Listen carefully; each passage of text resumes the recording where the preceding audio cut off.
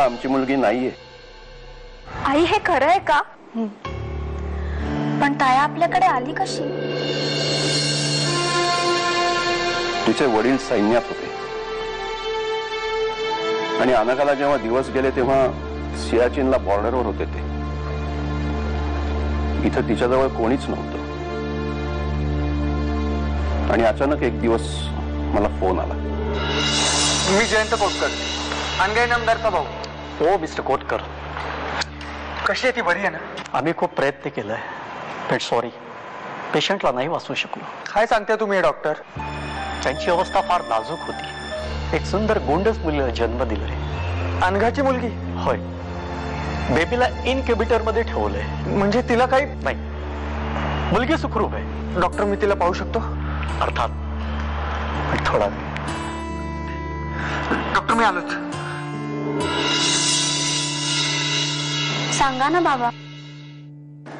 त्यांना सीमेवर अनघाच्या निधनाची बातमी उशिरा समजली। त्यांना इथे यायला 2 दिवस लागले, पण ते आले आणि झालं ते विसरणं अवघड आहे, पण अनघा गेली हे सत्य स्वीकारण्या वाचून गत्यंतर नाही। अनघा तर गेली, पण मागे एक जीव सोडून गेली। आम्ही दोघं तिला सांभाळायला समर्थ आहोत, फक्त गरज आहे ती तुझ्या विश्वासाची। जयंता, तुझ्या आणि वहिनींसारखे आई वडील जर माझ्या मुलीला मिळाले तर यापेक्षा चांगलं काही असूच शकत नाही। पण माझ्यावर दया माया म्हणून तर हा विचार तुमच्या मनात नाही नमदार, कसली दया माया किंवा उपकार नाहीये। आम्ही दोघं स्वखुशीनं तुझ्या तान्या मुलीला सांभाळायला तयार आहोत। आई हे सत्य नसतं सांगितलं तर काय झालं असतं? कदाचित अमृतानेच हे बोलायला भाग पाडलं मला। बाबा ते काहीही असू दे, पण तायाला आपल्याला शोधायला हवं ना। अगं पण ती कुठे हे समजायला नको का? हॅलो हॅलो, कोण बोलताय? मी ताया। अगं कुठेस तू आणि कशी आहेस? मी घरापासून खूप दूर गेले, तुझ्या लक्षात येणार नाही, पण मी खूप खूप अंतरावर जाऊन पोचले। अगं मला तुला भेटायचंय ग ताया, पण मी जिथे आहे तिथे सुखरूप आहे। मला तुझ्याशी खूप बोलायचंय ग। माझी काळजी करू नकोस। माझ्यावरचा राग मी समजू शकते, पण निदान बाबांची तरी बोलायला हवं होतं ना।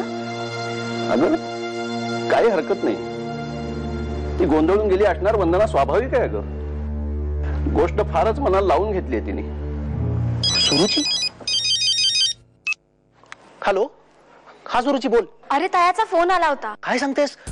खरंच? हे बा, आमचं काय बोलणं झालं हे मी तुला सविस्तर सांगते, आणि तुला अजून एक महत्वाची गोष्ट सांगायची आहे। हा बोल सुरुची, मी ऐकतोय, बोल। ज्यामुळे तायाने घर सोडून जाण्याचा निर्णय घेतला ते कारण। हो म्हणजे तुला कळलं? हो, पण ते मला तुला फोनवर नाही सांगता येणार। आपण भेटूया। नाही, आपण लगेच भेटूया। हा okay, bye bye bye.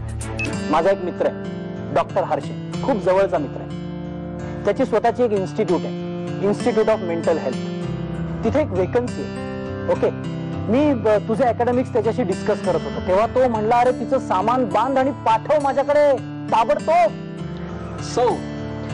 So miss Amruta, get out of my office and get out of Pune.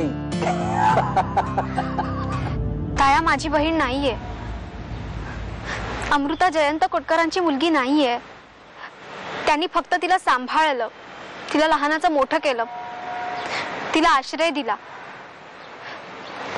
आणि हेच सत्य आहे की ज्याने तायाला घर सोडून जायला भाग पाडलं। आता घरची परिस्थिती अजून टेन्सच आहे। त्यातून ते पोलीस आले होते तायाची चौकशी। मला सांग, तू पोलिसांकडे तक्रार कशाला केलीस रे? आमचं टेन्शन अजून वाढलंय आता। मी? हो। अगं मी का करीन तक्रार?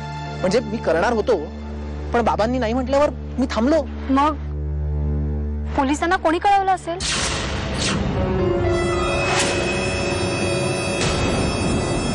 प्रेम प्रेम प्रेम प्रेम कर प्रेम प्रेम